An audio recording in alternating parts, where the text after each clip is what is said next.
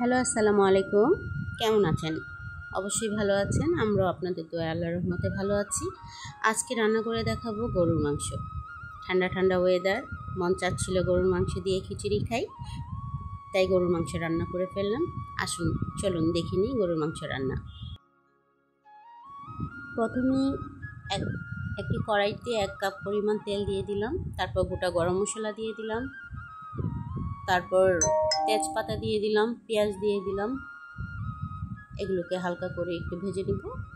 ভেজে নেওয়ার পর আদা রসুন বাটা দিয়ে দিলাম 2 টেবিল চামচ, হলুদ গুঁড়া দিয়ে দিলাম 1 চামচ, 1 চামচ মরিচের গুঁড়া, 1.5 চামচ মরিচের গুঁড়া দিলাম, আমি আরও হাফ চামচ হলুদের গুঁড়া দিলাম, 1 চামচ ধনিয়ার গুঁড়া, 1 চামচ জিরার গুঁড়া, সামান্য একটু পানি দিয়ে মশলাটাকে একটু কষিয়ে নেব। মশলাটা যখন একটু ভাজা ভাজা হয়ে আসবে, কষানো হয়ে যাবে, তখন দিয়ে দিব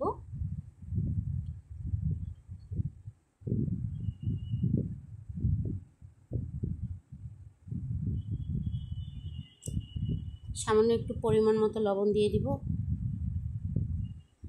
তারপর একটু পানি দিয়ে মশলাটাকে আবার ভালো করে কষিয়ে নিব।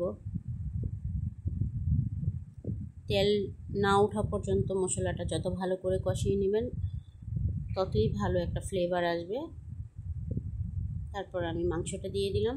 মাংসটা দিয়ে ভালো করে নাড়াচাড়া দিয়ে ঢাকনা দিয়ে 20 মিনিট রেখে দিব।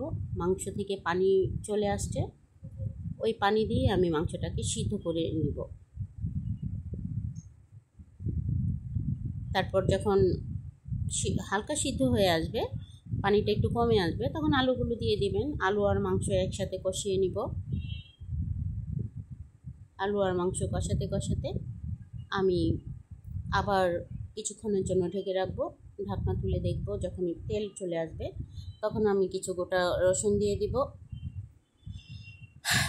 গোটা রসুন দেওয়ার পরে ভালো করে নেড়ে চেড়ে আমি আবার 20 মিনিটের মতো মাংসটাকে ঢেকে আবার একটু কষিয়ে নিব।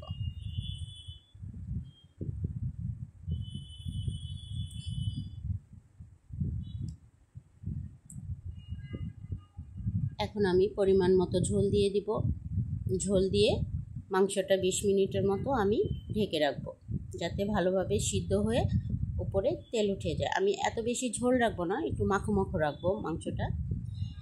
এর মাঝখানে আমি গরুর মাংসর মশলা দিয়েছিলাম, দেখাতে মন নেই। এখন আমি কিছু কাঁচামরিচ দিয়ে মাংসটাকে নাড়াচাড়া করে আবার একটু কিছুক্ষণের জন্য ঢেকে রাখবো, তেল উঠে আসা পর্যন্ত।